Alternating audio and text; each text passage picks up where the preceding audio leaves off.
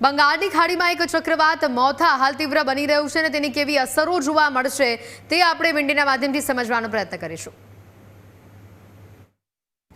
જે પ્રમાણે આપણે 25મી તારીખથી જોઈ રહ્યા છે ગુજરાતમાં જે પ્રકારે વરસાદી માહોલ જોવા મળી રહ્યો છે, આપણે વાત કરી હતી કે અરબ સાગરમાં એક ચક્રવાત બની રહ્યું છે અને જેના કારણે તેની સીધી અસર ગુજરાતના સૌરાષ્ટ્રના અને દક્ષિણ ગુજરાતના ભાગોમાં સૌથી વધુ જોવા મળી રહી છે।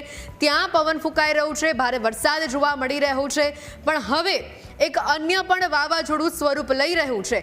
વાત આપણે અહીંયા અરબ સાગરની કરતા હતા, પણ અહીંયા બંગાળની ખાડી તરફ પણ એક નજર કરી લઈએ તો ત્યાં પણ હાલ એક વાવાઝોડું બનતું જોવા મળી રહ્યું છે। આપ જોઈ શકો છો કે અહીંયા એક વાવાઝોડું બની રહ્યું છે અને તેના ભેજવાળા પવનો પણ ગુજરાત તરફ જઈ રહ્યા છે। આ વાવાઝોડાને મોથા નામ આપવામાં આવ્યું છે।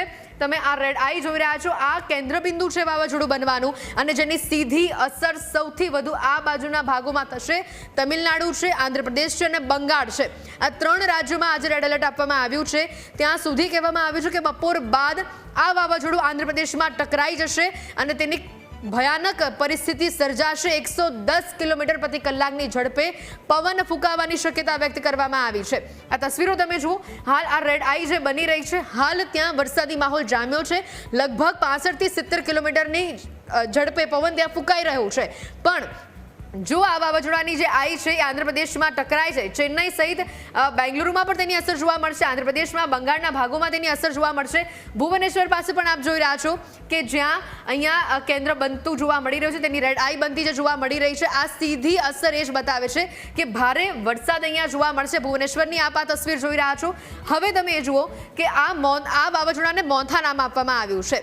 આઈએમડીના ડિરેક્ટર મનોરમા મોહંતી દ્વારા પણ કહેવામાં આવ્યું છે કે આજે સાંજ બાદ પૂર્ણતઃ શક્યતા છે કે આ જે વાવાઝોડું આ બનતું જોઈ રહ્યા છો, આજે તેની આઈ જોઈ રહ્યા છો, તે આંધ્રપ્રદેશને ટકરાઈ જશે અને ભારે વિનાશ થશે। તમામ માછીમારોને દરિયાકાંઠેથી પરત બોલાવી લેવામાં આવ્યા છે। એનડીઆરએફ એસડીઆરએફની ટીમો પણ તૈનાત કરી દેવામાં આવી છે, પણ આ ચક્રવાતની અસર એકલા સાઉથ ભાગમાં નહીં, કારણ કે આના પવનો ઉત્તર પશ્ચિમ તરફ જઈ રહ્યા છે અને જેના કારણે તેની અસર મધ્યપ્રદેશમાં પણ જોવા મળશે અને તેની અસર ગુજરાતમાં પણ જોવા મળશે। તમે જો આ તરફનું જે વાવાઝોડાની જે પવન છે તેની ગતિ આપણને ગુજરાત તરફ પણ આવતી જોવા મળી રહી છે। હવે એક બાજુ અરબ સાગરમાં પણ સિસ્ટમ છે, બીજી બાજુ બંગાળની ખાડીમાં પણ સિસ્ટમ અત્યારે જોવા મળી રહી છે। આ બંનેના ભેજવાળા પવનોના કારણે ગુજરાત અને મધ્યપ્રદેશની અંદર ભારે વરસાદની આગાહી આપવામાં આવી છે।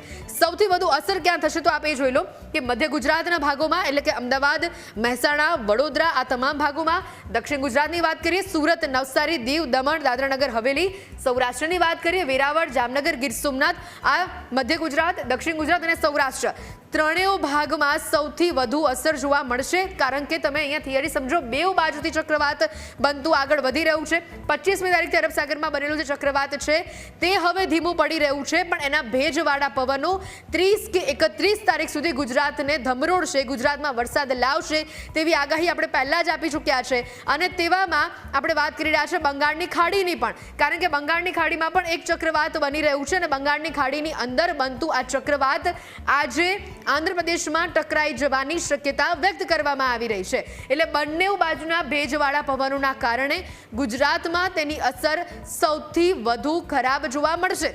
વાત કરી રહ્યા છે આંધ્રપ્રદેશની, તમિલનાડુ અને બંગાળની, તો ત્યાં તો વરસાદનું રેડ એલર્ટ છે। ત્યાં સ્થિતિ ખૂબ જ કપરી છે, કારણ કે આજે સાંજથી લગભગ 5 થી 8 વાગ્યાનો સમય જે છે એક અનુમાન લગાવવામાં આવી રહ્યું છે કે 5 થી 8 વાગ્યાના સમયગાળા દરમિયાન અહીંયા વાવાઝોડું ટકરાઈ જશે, ભારે વરસાદ આવશે અને 110 થી 115 કિલોમીટર પ્રતિ કલાકની ઝડપે પવન ફૂંકાશે। એટલે તમે કલ્પના કરી શકો છો કે એ જે ભેજવાળા પવનો હશે, આંધ્રપ્રદેશ, તમિલનાડુ, બંગાળમાં જે વરસાદની અસર હશે તે આ બાજુ પણ ભેજવાળા પવન આવશે, કારણ કે ઉત્તર પશ્ચિમ દિશા તરફનું આ વાવાઝોડું આગળ વધી રહ્યું છે।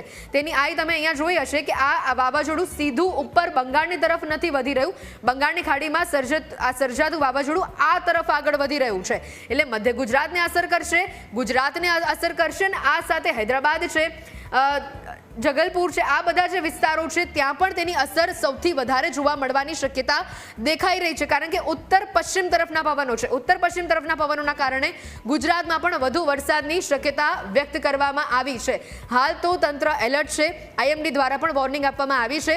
તમામ વિસ્તારો કે જે સૌથી વધુ પ્રભાવિત થવાની શક્યતા જ્યાં દર્શાવવામાં આવી રહી છે ત્યાં એનડીઆરએફ અને એસડીઆરએફની ટીમોને પણ સ્ટેન્ડ બાય રાખવામાં આવી છે। નીચાણવાળા વિસ્તારોને પણ સુરક્ષિત ખસેડી દેવામાં આવે છે, ત્યાં પણ જેટલા લોકો વસતા દીધા હતા.